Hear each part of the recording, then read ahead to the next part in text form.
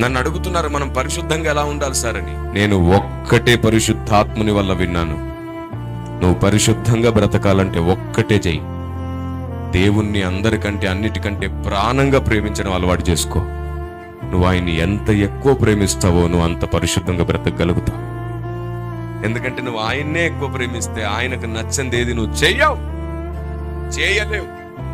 మనం ఎవరినైనా ఎక్కువ ప్రేమిస్తే మన వల్ల వాళ్ళు బాధపడితే మనం చాలా బాధపడతాం, చూసారు? అది నిజమైన ప్రేమ. వాళ్ళని బాధ పెట్టకుండా ఉండడానికైనా సరే మనం మన ఇష్టాలు పక్కన పెట్టుకుంటాం.